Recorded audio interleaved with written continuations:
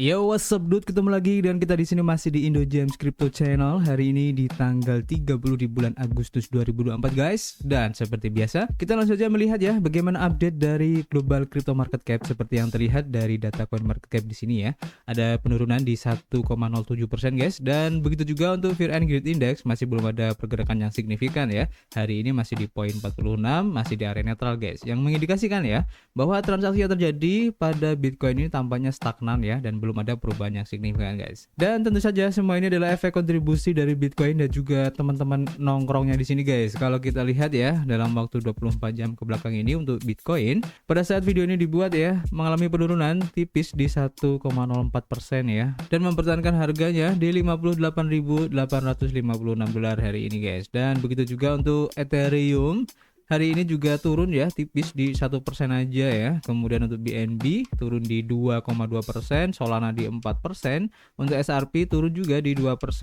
Dan untuk Toncoin tampaknya masih bertahan ya untuk harganya meskipun tipis penurunannya di 1,3% setelah dalam waktu 1 minggu ke belakang ini turunnya sudah 16% ya, dan belum ada recovery yang cukup signifikan guys. Menyusul beberapa info ya yang kemarin, antara lain penangkapan si Pavel Durov ya yang merupakan CEO dari Telegram, dan juga adanya kemacetan jaringan akibat transaksi yang terjadi yang cukup besar ya kemarin, loadnya yang mengakibatkan jaringan sempat down guys ya, yaitu karena adanya airdrop dari token DOX. Oke. Kemudian selanjutnya ya, kalau kita lihat untuk perkembangan dari harga Bitcoin hari ini untuk time frame weekly-nya ya, tampaknya masih belum ada pergerakan yang signifikan guys. Dan seandainya jika nanti untuk weekly hari ini untuk close candle-nya masih seperti ini polanya, maka bisa dibilang ini akan menjadi pola yang kurang bagus ya. Jadi akan terkonfirmasi adanya pola double top di sini guys. Kalau kalian lihat di time frame yang lebih kecil ya, mungkin di daily, ini akan kelihatan banget di sini. Dan kemungkinan ya kalau memang nanti close candle-nya di area sini ya, maka bisa dibilang sebagai pola bearish engulfing ya. Dan biasanya tuh efeknya dia akan retest lagi ke bawah, mungkin akan mencoba ya seburuk-buruknya ya, mungkin di sekitar harga 49.000 dolar lagi untuk coba retest, atau mungkin akan retest di sini aja di sekitar 55.800 dolar ya,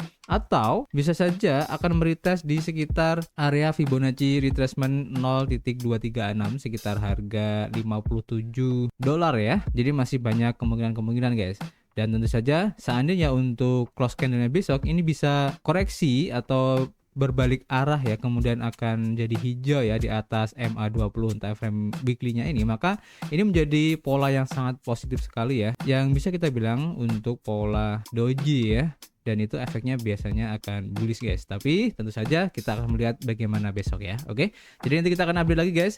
Dan seperti biasa kita sudah mengumpulkan beberapa informasi yang cukup menarik. Yang pertama kita lansir dari Cryptopolitan ya. Diinformasikan bahwa CBOE ini merevisi ya untuk aplikasi dalam hal mencantumkan untuk fitur option dari ETF Bitcoin dan juga Ethereum guys. Nah, di sini cukup menarik juga ya. Jadi pengajuan utama pertama dari dua pengajuan ya tertanggal 8 Agustus dan bernomor SR CBOE 2024035 ya, yang mencantumkan untuk fitur option pada ETF Bitcoin. Kemudian ETF ini juga telah mendapatkan daya tarik sejak diperkenalkan pada awal tahun ini dengan aset yang dikelola sekitar 58 miliar dolar ya, yang sudah masuk pertengahan Agustus ini guys. Dan pengajuan terbaru dari CBOE membahas secara mendalam ya isu-isu seperti batasan posisi dan juga manipulasi pasar dan kekhawatiran yang selama ini menjadi titik kritis untuk SEC guys. Dan hanya sehari setelah pengajuan Bitcoin pada 9 Agustus, BOE mengajukan permohonannya ya untuk option ETF Ethereum dengan nomor pengajuan di SR CBOE 2024-036 guys.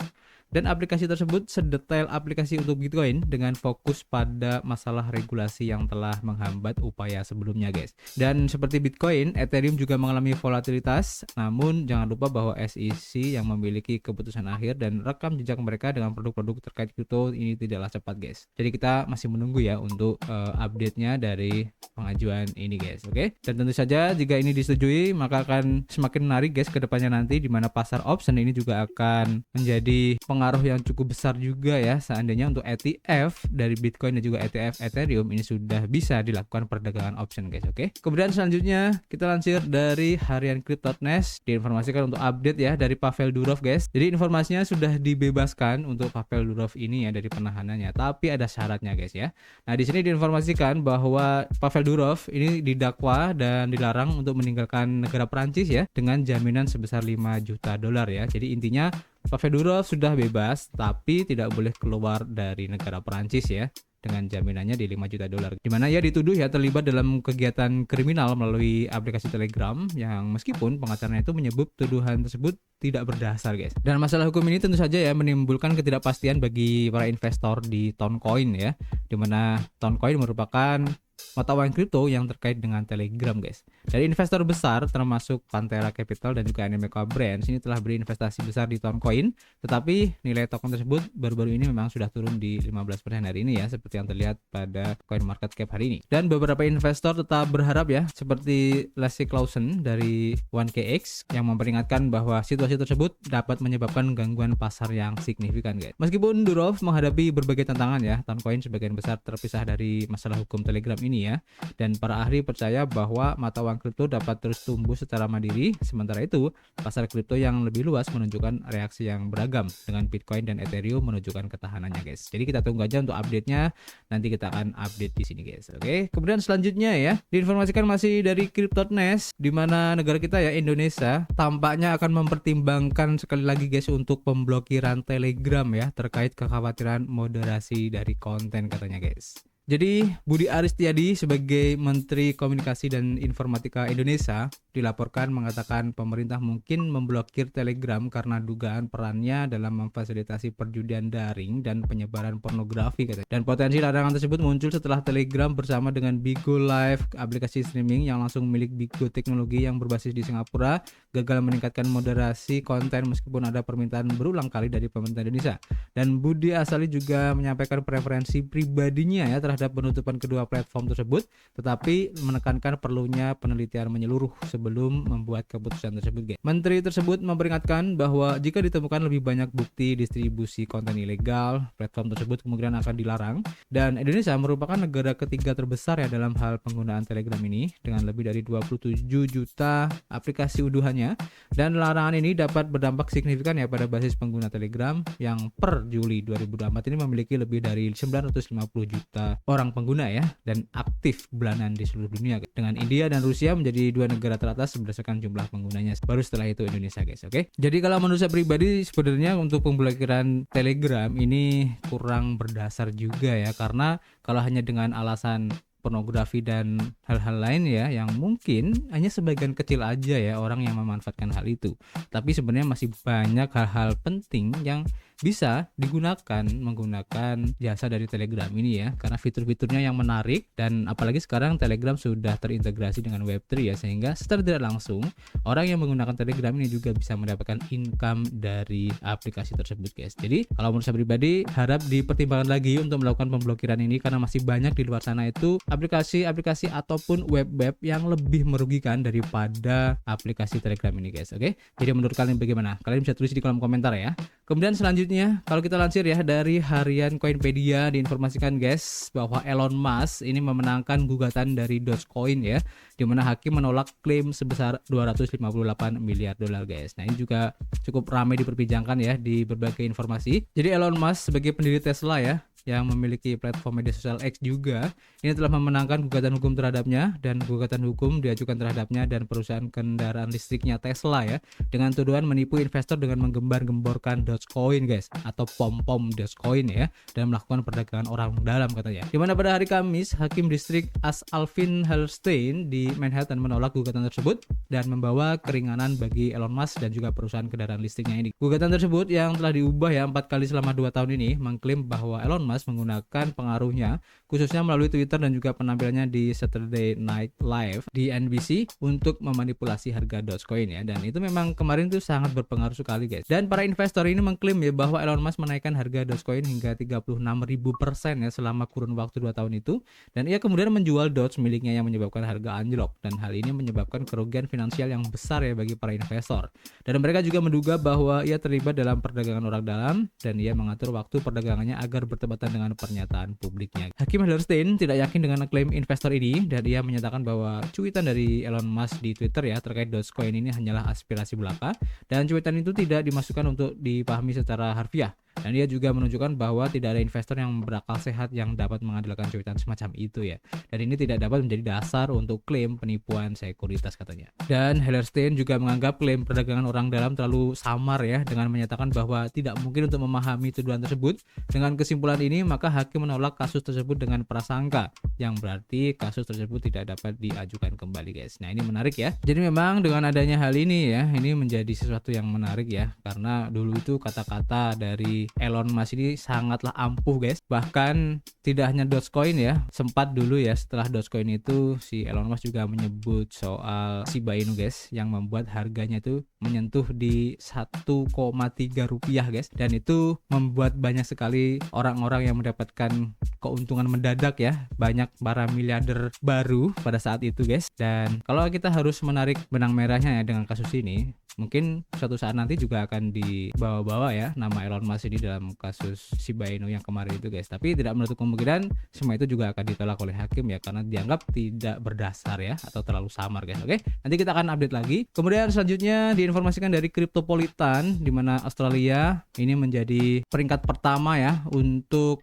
pemasangan ATM kripto guys. Nah ini menarik ya. Jadi Australia menyaksikan adanya lonjakan ya dari hanya 73 mesin 2 tahun lalu menjadi jumlahnya saat ini tuh hampir di 1.200 ATM kripto guys. Dimana kepala eksekutif Bitcoin Depot Incorporation yang berkantor pusat di Amerika Serikat Brandon Mintz mengungkapkan ya kepada Bloomberg bahwa negara tersebut itu memiliki lebih dari 200 kios yang menunggu bendera hijau untuk pemasangannya guys. Jadi akan bertambah lagi ya. Kemudian kemudahan untuk akses ke kripto dan konversi ke mata uang fiat ini merupakan beberapa alasan yang dikemukakan oleh operator yang berpendapat tentang peran ATM kripto ya dalam inklusi keuangan ini.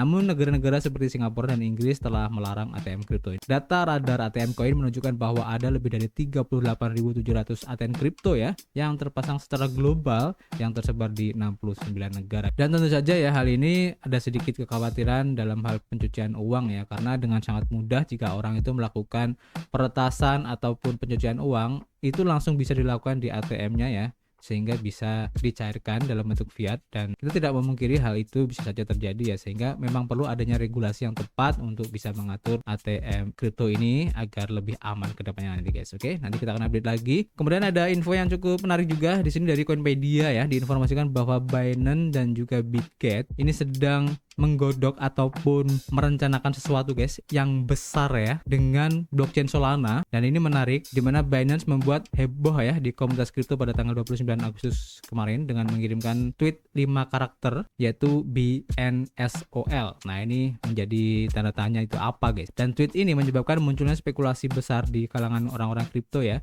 Dan apakah ini terkait dengan kemitraan antara Binance dan Solana? Saat mereka mencoba mengartikan pesan ini ya, tweet lain muncul coming soon guys. Dan Binance diikuti oleh bursa Bitget. Jadi postingan X dari Binance ini meningkatkan rasa ingin tahu ya atau penasaran yang tinggi guys, dimana komunitas itu mulai berspekulasi tentang langkah mereka selanjutnya ini. Dan beberapa orang ini mengatakan di media sosial ya bahwa mereka akan segera meluncurkan beberapa token dalam kemitraan dengan Solana ya.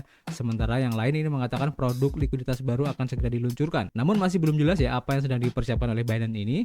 Dan tweet ini bahkan mendapat balasan dari Solana, tetapi mereka masukkan hanyalah emoji mata aja guys. Jadi kayak memantau lah gitu ya. Kalian bisa lihat untuk tweetnya dari Binance ini guys, ada BNSOL. Nah ini menjadi tanda tanya besar. Dan balasan dari Solana ini tidak jelas ya maksudnya apa, atau apakah Solana ini memberikan tahu kepada komunitasnya ya untuk mengawasi guys, atau mereka seperti tunggu dan lihat aja. Jadi kita pantau bareng-bareng aja ya. untuk update-nya nanti seperti apa guys. Dan tak lama setelah Binance, kemudian Bitget juga membuat postingan di X yang serupa guys, namun ada perbedaan di mana mereka tuh menulis sesuatu yang besar akan segera hadir ya, something big is coming. Kemudian ada BGSOL. Nah ini menarik ya. Jadi postingan Bitget ini menegaskan satu hal yang pasti ya, bahwa mereka tidak meluncurkan token apapun dalam kerjasama dengan Solana ini, dan itu berarti komunitas itu harus mengharapkan untuk melihat produk baru berdasarkan Solana di kedua bursa. Yang menarik ya. Jadi setelah melakukan riset, kita menemukan bahwa di Solana Kompas ini ada halaman untuk BNSOL, di mana Solana Kompas ini adalah alat yang menyediakan analitik mendalam dan membantu pengguna mempelajari Solana.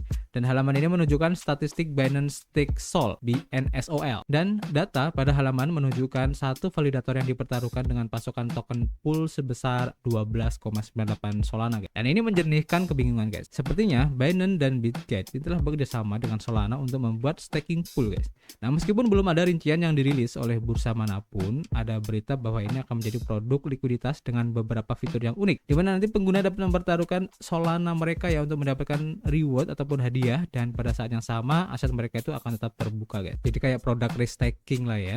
Dan tidak seperti biasanya ketika aset kripto ini dipertaruhkan atau di staking, maka aset tersebut terkunci untuk jangka waktu tertentu ya. Jadi bisa di staking lagi guys, atau restaking ya kalau istilah kerennya sekarang. Jadi ini cukup menarik, kita tunggu aja nanti seperti apa untuk kerjasama dari Bitget dan juga Binance dan juga Solana ini ya. Apakah benar nanti produknya itu berupa fitur staking atau mungkin DeFi ya lebih tepatnya. Dan kita akan tunggu nanti fitur-fitur apa yang ditawarkan. Dan ini cukup menarik guys untuk diikuti, dan tidak menutup kemungkinan ya, mungkin juga akan tersedia airdropnya. Jadi kita berkesempatan untuk bisa mencoba platformnya lebih awal, dan kita akan mendapatkan reward dari percobaan tersebut. Oke, menarik. Kita nanti akan update lagi untuk info terbarunya. Dan untuk sementara itu dulu guys yang bisa kita sampaikan hari ini ya. Nanti kita akan update lagi, dan seperti biasa kita masih menunggu kritik dan saran kalian di kolom komentar. Nanti kita bisa ngobrol banyak di dalamnya, dan tentu saja kita akan ketemu lagi di informasi berikutnya. Peace.